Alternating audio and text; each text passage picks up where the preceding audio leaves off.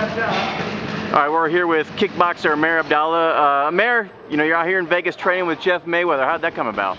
You know, I have a great relationship with Jeff outside of the gym. We've had it for a couple of years. We have mutual family friends, and we were just sitting by one of the visits that I had here in Vegas. We sat down, and I said, Jeff, you know, I'd be honored if you could help me out. We're a couple of fights away from a world title fight, so we need to pick up the training a little bit. Better to do it than Jeff Mayweather. Yeah, was there something specific about, you know, his training methods that you thought would really mesh well with you? You know, I've had some great trainers in the past. And coming to the gym, I sit down and I watch Jeff.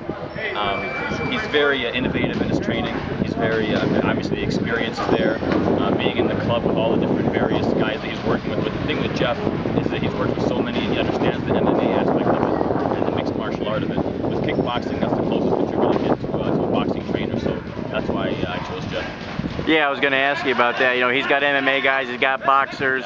How has he been, you know, you're his first kickboxer, how's he been making that transition to working with you? He's wonderful. He takes the kicks well. From time to time, I throw a couple of kicks at him. But listen, he understands. The biggest thing with the trainer is to understand the sport. You know, he knows my positioning is going to be a little bit different. He knows that my stance is going to be a little bit different. My angles are going to be a little bit different because we have to incorporate kicks and whatnot. So, like I said, he's very innovative with his thinking, and it's easy for him to adapt. Right.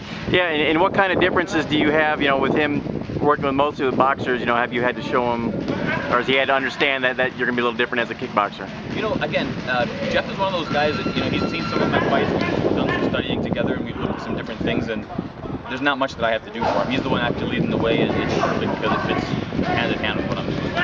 All right, so you've been here in the Mayweather Boxing Club. You've been here during, you know, it's over now. Floyd had his fight, but it's been pretty crazy while you've been here. What's it been like in this environment? Oh man, it's electrifying. You know, it's such an honor to be here for them, the biggest stage in the world, for the biggest fighter in the world, and to be in the same cap with him. You know, that's an absolute honor. And it only makes me sharper when I come in and I see, you know, these guys, every single one of them with the dog, every single one of these guys has got high goals, they're aiming for what Floyd's doing, and just the electricity of the whole fight coming up, and just everybody's mindset is based, you know, fight-based. I love it, man. That's where I want to be. And how have the other fighters, have they embraced you, treated you well? Oh, absolutely. There's been everybody here has welcomed me with open arms. Eddie Mustafa Muhammad, you know, Jeff, Roger, Floyd Sr. They've all been fantastic with me, you know, it's like my home away from home now. Right. And what about Vegas itself? Not necessarily just training in the club here, but you know, what's different about training out here in you know, the boxing capital of the world as opposed to training maybe back home? You know, first of all, just the demographics in itself, the elevation is much higher. I noticed it the first night I went out running. But listen, man, this is the boxing capital of the world. This is Fight City, USA, Fight City of the world. Everybody comes out here, so that in itself is very motivating. So there are a lot of distractions, so if you're not 100% disciplined, it's easy to get distracted, it's easy to get off the course. But I've got a great team here, and you know, my team came out. Ahmad, Yako came out, Salam came out. My wife is here with me. I have a great support system, and you know, they keep me focused, they keep me disciplined, and we're here for a mission, right? It doesn't matter all the lights all the time or nothing like that. Yeah, I was gonna say, you know, with your wife standing there, who knows what you could say, but how's the nightlife been out here? You know, I have just like Buffalo? Yeah, a little bit like Buffalo. You know, Lockport's a beautiful city. We're becoming the fight capital of the East Coast, and we're going to bring a world title to Lockport. That's going to be so you got this fight coming up June 8th. Tell us about that. So the WKA, the World Kickboxing Association, has ranked me in the top 10 in the world.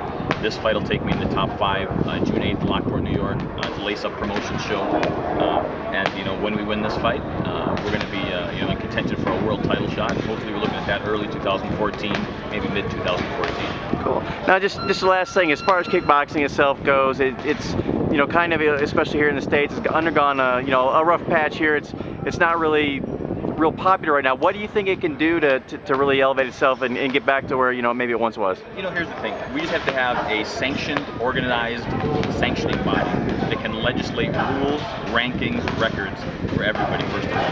Kickboxing is the most exciting stand-up fighting that you can do. You've got 4 limbs. You've got your arms and you've got your legs.